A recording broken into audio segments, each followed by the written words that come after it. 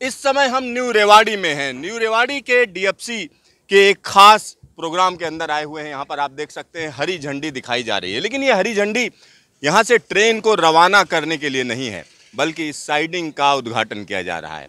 पहली दफ़ा यहाँ पर हम कह सकते हैं कि कार्गो ट्रेन आई है, जिसको यहाँ पर प्लेस किया जा रहा है, यहाँ लगाया जा रहा है और यहाँ पर अनलोडिंग की जाएगी।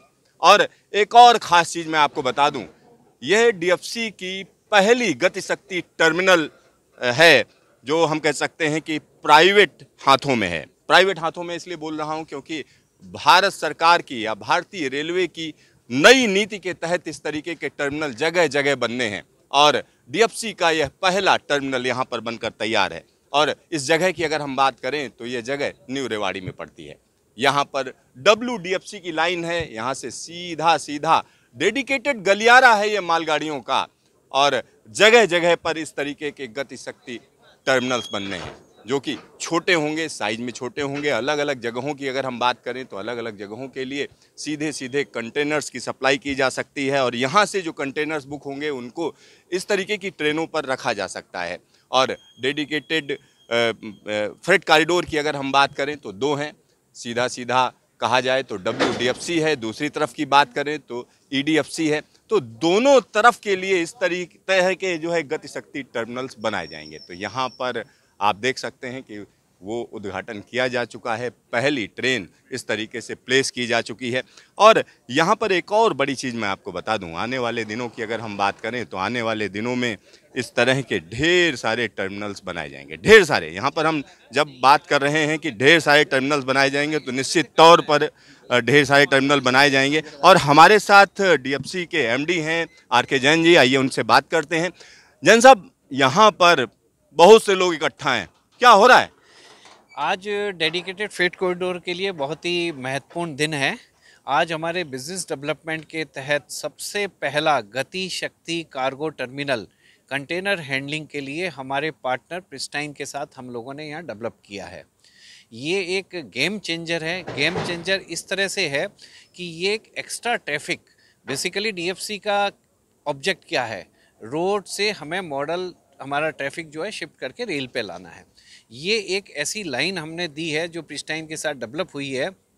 डेली हम 3 नए रेक यहाँ पे हैंडल करेंगे। 2 रेक इनवर्ड में भी आएंगे, एक आउटवर्ड में भी जाएगा। नए यहाँ पे डबल स्टेक कंटेनर के रेक बनेंगे जो पोर्ट पे जाएंगे। इंपोर्ट एक्सपोर्ट को बढ़ावा देने वाला, बिजनेस को बढ़ाने वाला इस स्टेशन के ऊपर ये डीएफसी का ऐतिहासिक अचीवमेंट है। आप ऐतिहासिक बता रहे हैं। अगर हम बात करें तो कानकोर के बड़े बड़े डिपो हैं, पास में बात करें तो कठुआस में है। तो ये एक छोटा सा जो टर्मिनल होगा और वो जो बड़ा टर्मिनल है, दोनों में क्या फ़र्क होगा, अगर हम हमारे दर्शक जानना चाहें? डीएफसी के लिए एक बिगिनिंग है, ये एक छोटा स्टेप नहीं है, ये एक कंसेप्ट है जो हमने इस्टेब्लिश करके बताया कि ये गति शक्ति मॉडल में ये एक हमारा पॉइंट है जो हमारे को साल के अंदर करीब करीब 20 से 30 करोड़ रुपए का रेवेन्यू जनरेट करके देगा। सो अब हमारे पास में 100 से ज़्यादा स्टेशन है। हम हर स्टेशन पे इसी मॉडल को किसी ना किसी रूप में हम डेवलप करेंगे इसके अंदर। सर, जो प्राइवेट कंपनी है अगर हम उसकी बात करें तो वो किस तरीके से, किस बिजनेस मॉडल पर काम करेगी? आप जैसे कह रहे हैं कि 20-30 करोड़ रुपए का रेवेन्यू अर्न करेंगे, तो वो कैसे अर्न करेंगे, जरा समझाइए। देखिए, हम डीएफसी के अंदर हम असेट प्रोवाइड करते हैं, ट्रांसपोर्टिंग फैसिलिटी डेवलप करते हैं हम यहाँ पे सारी चीज़ें, ताकि वो सुगमता से मूव कर सके A पॉइंट से B पॉइंट तक के अंदर। पर कंटेनर्स के ट्रैफिक को एग्रीगेशन करना ज़रूरी होता है, सामान को इकट्ठा करके लाना ज़रूरी होता है, स्टैक करके आप अपने यार्ड में रखिए, फिर जब रेक आ जाए तो उस पर लोड करिए। ये सारा काम के लिए हमें प्राइवेट एजेंसीज़ की ज़रूरत पड़ती है। प्रिस्टाइन उसी तरह की एक लॉजिस्टिक कंपनी है जो एग्रीगेशन, डिग्रीगेशन और इस तरह के काम करती है। हमने उनको ये पूरा, हमारे पास रेक अवेलेबल रहेंगे, वो कंटेनर लाएंगे, इसको लोड करेंगे, और इससे उनको भी उतना ही फ़ायदा है जितना हमें फ़ायदा है, और दोनों के मिल कर के हमें बेसिकली देश के लिए लॉजिस्टिक कॉस्ट को कम करना है। आप देखिए, सबसे बड़ा एडवांटेज जब आप पूछ ही रहे हैं, अभी यहाँ से इसी तरह के रेक को लुधियाना से पोर्ट तक पहुँचने में 3 से लेकर 7 दिन तक कुछ भी लग सकता है। अब हमारे इस सिस्टम पे आने पे इसका टर्न अराउंड हाफ से भी कम हो जाने वाला, मतलब इसका जो ड्यूरेशन है वहाँ तक पहुँचने का, वो इसका हाफ से भी कम पीरियड का हो जाएगा। तो इतने में ये 2 से 3 फेरे तक लगा सकता है ये।